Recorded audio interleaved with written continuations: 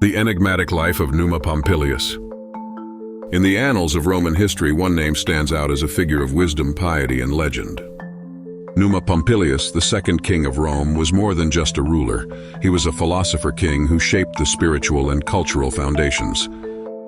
Join us as we unravel the fascinating life of Numa Pompilius, blending history, myth, and intrigue. Numa Pompilius, according to tradition, was born on April 21, 753 BCE, the very day Rome itself was founded. He was a Sabine, hailing from the town of Cures, a people known for their strict discipline and devotion to the gods. His father was Pomponius, a nobleman of Sabine descent. From a young age, Numa was renowned for his wisdom and his aversion to war. Unlike his contemporaries, who sought power through conquest, Numa was drawn to philosophy, religion, and the pursuit of peace. Legend has it that he preferred the quiet contemplation of the divine to the clamor of battle. After the death of Romulus, Rome was in turmoil.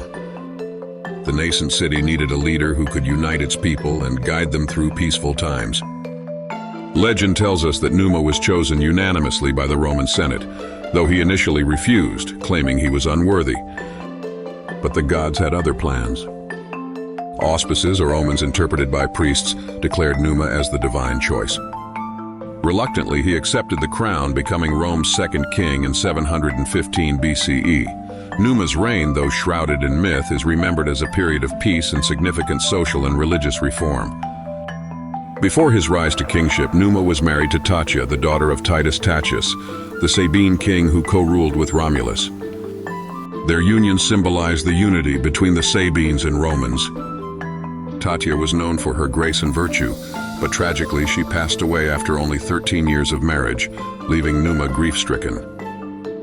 Later, Numa's story took a mystical turn with the appearance of Egeria.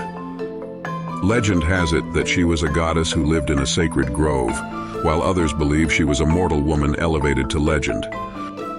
Their relationship remains a subject of debate. Were they truly married, or was their bond more spiritual than earthly?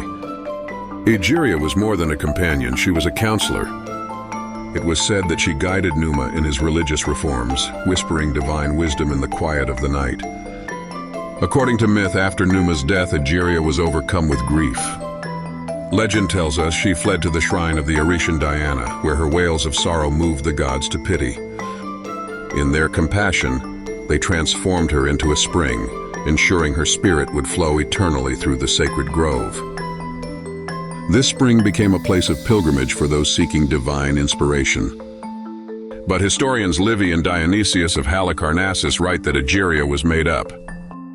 Rome was at peace, and to keep it that way, he put the fear of the gods into the people by telling them Egeria's authority guided him to keep the peace.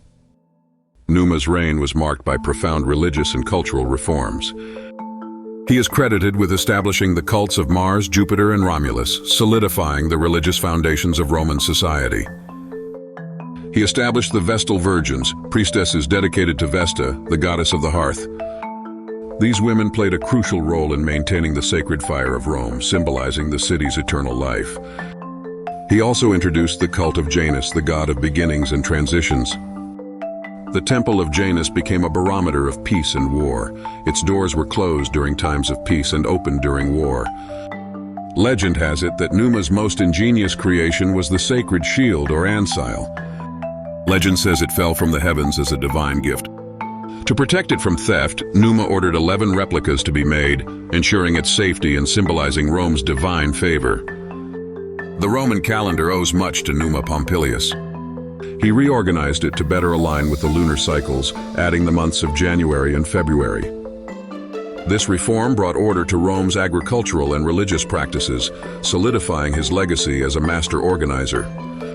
Numa was deeply attuned to the divine. He often sought guidance through auspices, interpreting the will of the gods by observing the behavior of birds or other natural phenomena. Legend has it that Numa communicated directly with Jupiter, the king of the gods, solidifying his reputation as a man of extraordinary piety. Later in his life, Numa wrote several books detailing his religious practices and philosophies. Legend has it that centuries after his death, they were reportedly discovered in a stone chest buried on the Janiculum Hill. The books were deemed too dangerous for public knowledge and were burned by order of the Senate. What secrets did they contain, we may never know. Numa Pompilius reigned for 43 years, passing away peacefully in 673 BCE. His reign was a golden age of peace and spiritual growth, earning him a place among Rome's most revered figures. Though his life is shrouded in myth and legend, Numa's influence on Roman religion and culture is undeniable.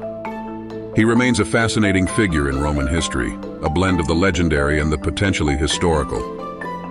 Thank you for joining us on this journey through history. If you enjoyed this video, don't forget to like, subscribe, and hit the bell icon for more tales from the ancient world. Until next time, Vale.